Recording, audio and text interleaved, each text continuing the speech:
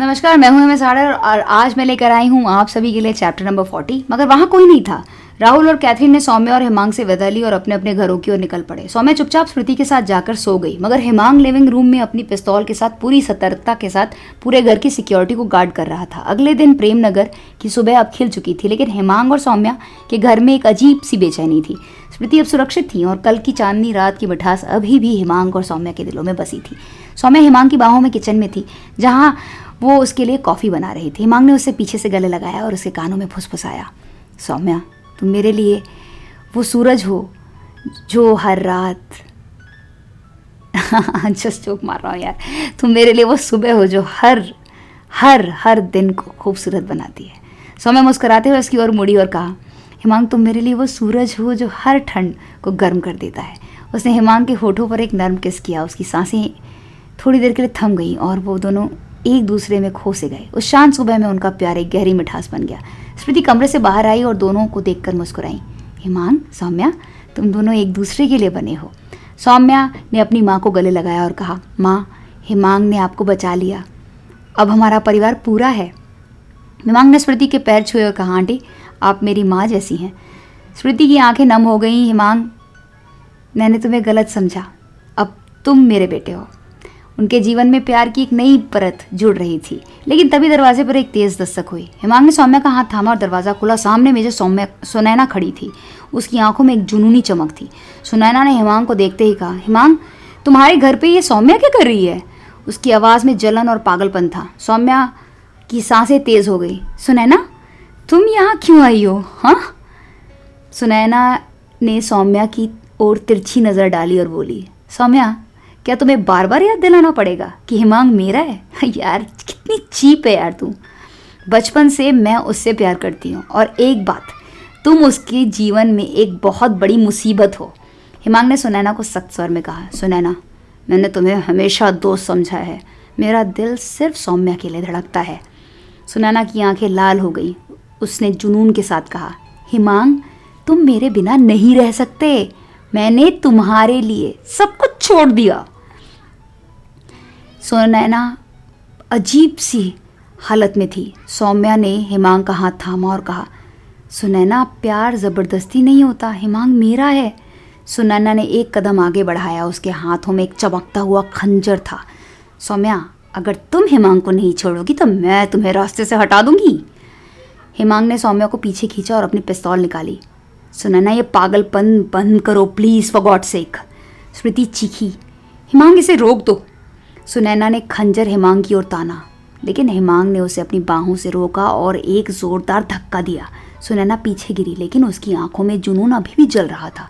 सौम्या हिमांग की बाहों में कांप रही थी। हिमांग ये क्या कर रही है? हिमांग ने उसे गले से लगाया और कहा, सौम्या मैं तुम्हें कुछ नहीं होने दूंगा। सुनैना उठी और चीखी, हिमांग तुम मेरे हो, सौम्या को मुझसे किसी भी हालत में मैं तुम्हें छीनने नहीं दूंगी। उसने फिर से हमला किया, लेकिन हिमांग ने उसे पकड़ लिया और उसकी कलाई से खंजर छीन लिया। स्मृति ने सुनैना को जोरदार थप्पड़ मारा और बोली, सुनैना मेरी बेटी के प्यार पर हाथ मत डालो। सुनैना की आंखों में आंसू आ गए। आंटी मैं हिमांग के बिना नहीं जी सकती। हिमांग ने सुनैना को शांत करने की बहुत कोशिश की। सुनैना मैं तुम्हारा दोस्त हूँ, लेकिन मेरा प्यार सौम्या है, इसे प्लीज़ मान लो। सुनैना ने सिर झुकाया, लेकिन उसकी सांसें अभी भी बहुत तेज़ थीं। आंखों में जुनून भरा था। हिमांग तुम्हें इसका पछतावा होगा। वो तेज़ी से दरवाजे से बाहर निकल गई, लेकिन कुछ तो ऐसा था जो सौम्या और हिमांग की नज़रों से छूट गया। हिमांग ने उसके चेहरे को अपने हाथों में लिया, सौम्या की ओर देखा और सौम्या से कहा, सौम्या मैं हूँ ना, तुम मेरी दुनिया हो। उसने सौम्या के होठों पर गहरा किस किया। उनकी सांसें एक दूसरे में मिली और उस पल में सब कुछ शांत हो गया, लेकिन उनके जीवन की उलझन अभी ख़त्म नहीं हुई थी।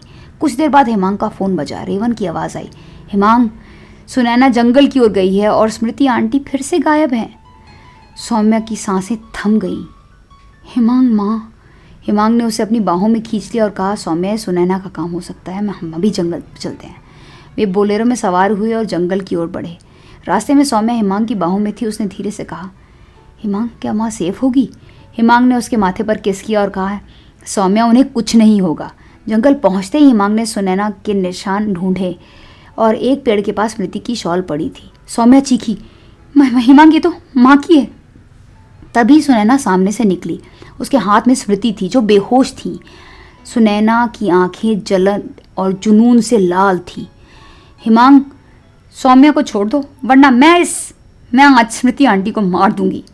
हिमांग ने अपनी पिस्तौल तान दी। सुनैना ये पागलपन बंद करो, स्मृति आंटी को छोड़ दो। सौम्या ने हिमांग का हाथ थामा और कहा, हिमांग प्लीज़ माँ को बचा लो। सुनैना ने ठंडी हंसी हंसी। हिमांग तुम तो मेरे थे ना, सौम्या ने तुम्हें मुझसे छीना, बहुत भारी पड़ेगा इसे। हिमांग ने सौम्या की ओर देखा और कहा, सौम्या मेरे लिए तुम बस तैयार रहो, मैं आंटी को कैसे भी छुड़ा लूँगा इस केस, तुम चिंता मत करो। उसने सौम्या को इशारा किया और तेज़ी से सुनैना की ओर बढ़ा। सुनैना ने स्मृति को छोड़कर हिमांग पर हमला किया, लेकिन हिमांग ने उसे पकड़ लिया और ज़मीन पर गिरा दिया। सौम्या ने स्मृति को संभाला। स्मृति होश में आई और बोली, हिमांग, सौम्या तुम दोनों। हिमांग ने सुनैना को बांध दिया और कहा, सुनैना ये जुनून तुम्हें बर्बाद कर देगा। पापा की वजह से मैं तुम्हें पुलिस के हवाले नहीं कर रहा, मगर तुम्हें यहाँ मरने के लिए ज़रूर छोड़ रहा हूँ। टेक केयर एंड डाई सून। इसी के साथ ये वाला चैप्टर हम यहीं समाप्त कर रहे हैं और मिलेंगे नए वाले चैप्टर के साथ में, जहाँ पर हम जानेंगे चैप्टर 41 में कि आगे आखिर हुआ क्या सुनैना का पागलपन कम होगा। अगर दोस्तों आपको ये ऑडियो बुक थोड़ी भी पसंद आई है तो वीडियो को लाइक कर दीजिए और चैनल को सब्सक्राइब नहीं किया तो चैनल को सब्सक्राइब कर लीजिए। Thanks for watching. हमेशा मुस्कुराते रहिए। Have a blissful life.